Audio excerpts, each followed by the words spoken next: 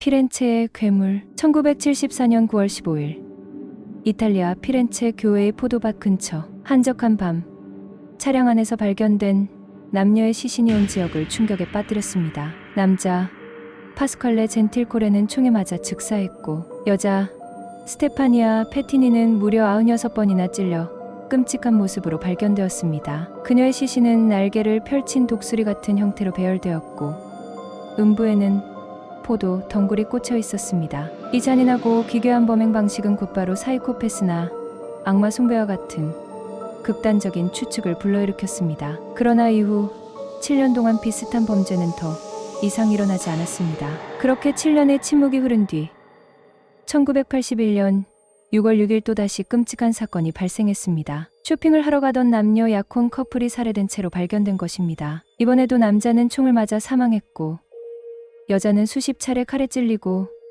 음부가 도려내진 채 발견되었습니다. 결혼을 앞둔 행복한 순간이 비극으로 바뀌면서 피렌체 시민들은 큰 충격에 빠졌습니다. 이 사건이 발생한 다음 날 근처를 떠돌던 관음증 환자 엔초 스팔레티가 용의자로 체포되었고 사람들은 사건이 해결되길 바랐습니다. 그러나 불행히도 그 기대는 오래가지 않았습니다. 스팔레티가 구류된 지 4개월이 지난 1981년 10월 23일 피렌체 칼레차노 부근에서 또다시 차량 내부에서 남녀의 시신이 발견되었습니다. 범행 수법은 이전 사건과 동일했습니다. 남자 스테파노 발디는 총에 맞아 사망했고 여자 수잔나 캄비는 난도질당하고 음부가 도려내진 상태였습니다. 이들도 결혼을 얼마 남기지 않은 약혼 커플이었습니다. 수사팀은 스팔레티를 범인으로 확신하고 있었던 상황에서 또다시 동일한 범죄가 발생하자 혼란에 빠졌습니다. 살인사건 발생 후 수잔나의 어머니는 의문의 전화를 받았는데 전화를 건 사람은 딸에 대해 이야기하고 싶다고 말했습니다. 사실 사건이 발생하기 며칠 전 수잔나는 자신을 따라다니며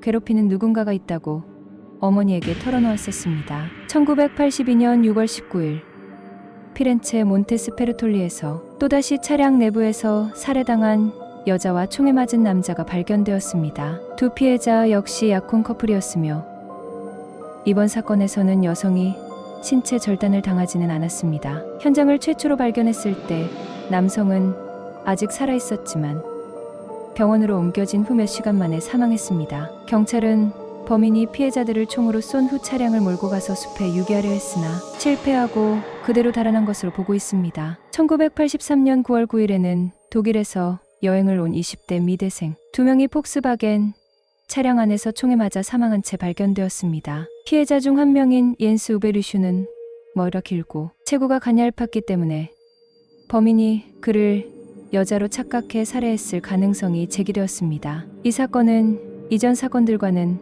다소 차이를 보였지만 그 잔인함은 여전했습니다. 1984년 7월 29일 데이트 중이던 10대 20대 커플이 피아트 차량에서 살해당한 채로 발견되었습니다. 2명 모두 총에 맞아 사망했고 이후 여자 피해자인 피아 질다론티니는 칼에 수차례 찔리고 음부와 유방이 절단되었습니다. 사건 발생 몇 시간 전 아이스크림 가게에서 한 50대 남성이 이들을 따라다녔다는 목격자의 제보가 있었습니다. 론티니는 술집에서 일하던 중 친구에게 자신을 유독 귀찮게 하는 남자가 있다고 말하기도 했습니다. 1985년 9월 8일 프랑스에서 캠핑을 즐기던 부부 여행객이 텐트 안에서 살해당한 채로 발견되었습니다. 여성은 텐트 내부에서, 남성은 텐트 밖에서 사망한 상태로 발견되었으며 남성은 탈출하려다 총에 맞아 숨진 것으로 밝혀졌습니다. 범인은 도려낸 여성의 유방 부위를 우편으로 보내 수사관들을 조롱했습니다. 부부의 시체가 발견된 지 몇 시간 만에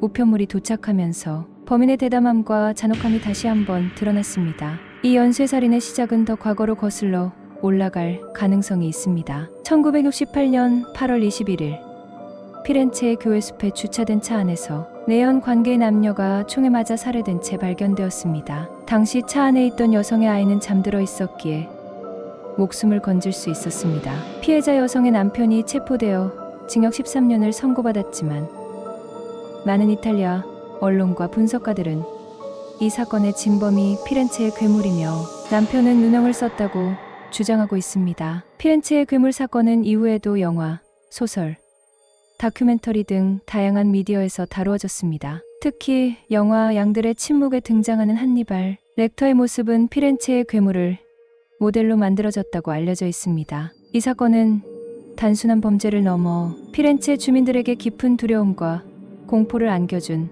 악몽과도 같은 사건으로 남아 있습니다. 범인은 끝내 잡히지 않았고 피렌체의 거리는 여전히 그 그림자 속에서 불안과 싸우고 있습니다.